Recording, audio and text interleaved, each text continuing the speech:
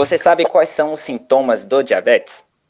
Esse é o canal de vídeos da SBD na internet. Eu sou Fred Prado, tenho diabetes tipo 1 há mais de 10 anos. Sou o criador da página Vida de Diabético. E quem está comigo aqui é o Dr. Fernando Valente, médico endocrinologista e professor universitário, que vai ajudar a gente a entender quais são os sintomas de todo tipo de diabetes, né? E para você que já acompanha a gente tem outros vídeos falando os tipos de diabetes, e hoje a gente vai falar aqui quais são os sintomas aí para diagnóstico. E aí, Fred, beleza? Massa! Fred, é muito importante a gente falar dos sintomas.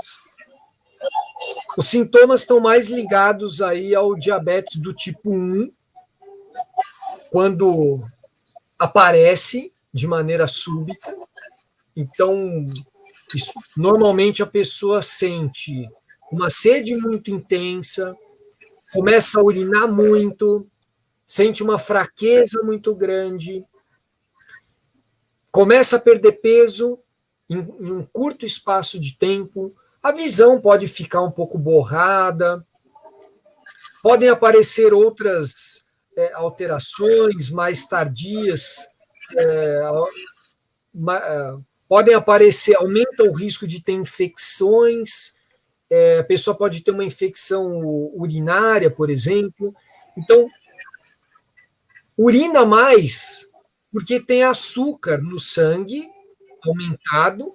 Esse açúcar no sangue aumentado, ele é filtrado para o rim e sai muito açúcar pela urina.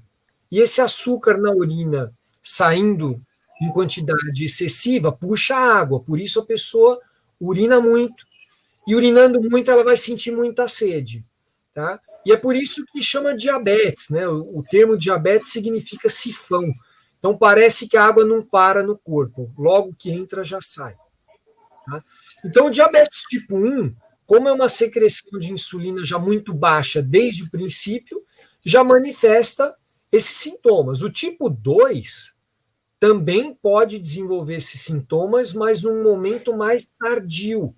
Então, quando o pâncreas já é mais acometido.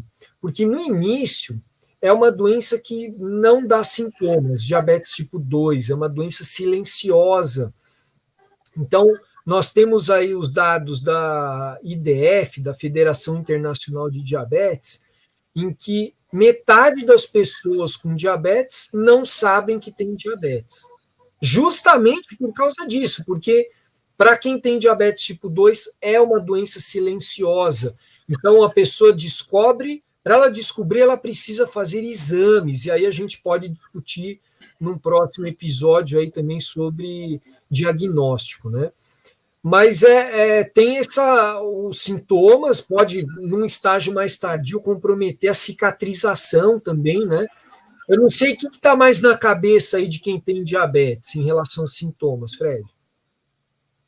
Eu lembro que quando eu tive abri o quadro do diagnóstico, né, do diabetes, com 22 anos, eu tive todos esses sintomas aí, os pezinhos, né, que se costuma falar, poliúria, polidipsia, todos, visão turva, e graças a Deus eu tinha uma irmã que era médica, né, e ela percebeu esse sintoma, na verdade meu irmão percebeu, e aí ele falou, vamos fazer o exame? E aí foi lá, mediu minha glicemia, adivinha, height, ou seja, deu acima de 600, o glicosímetro nem mediu.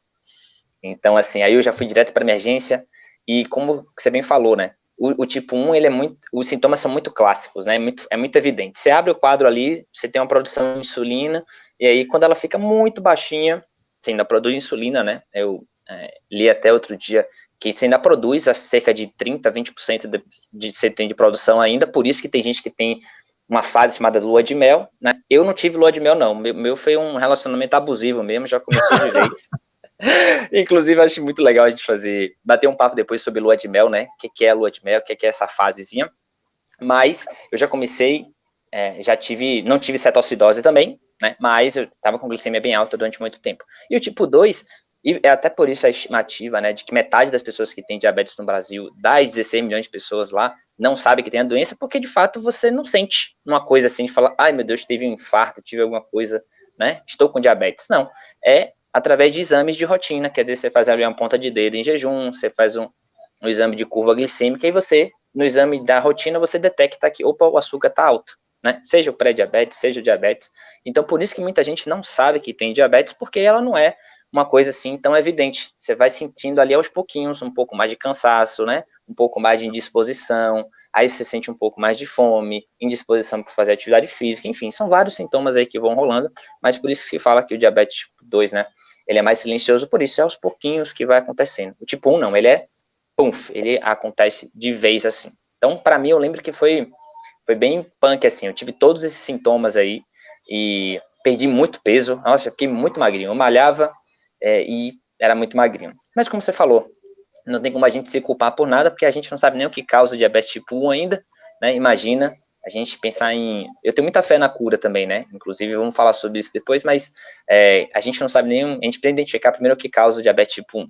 A gente sabe que tem uma questão do sistema imune aí, né?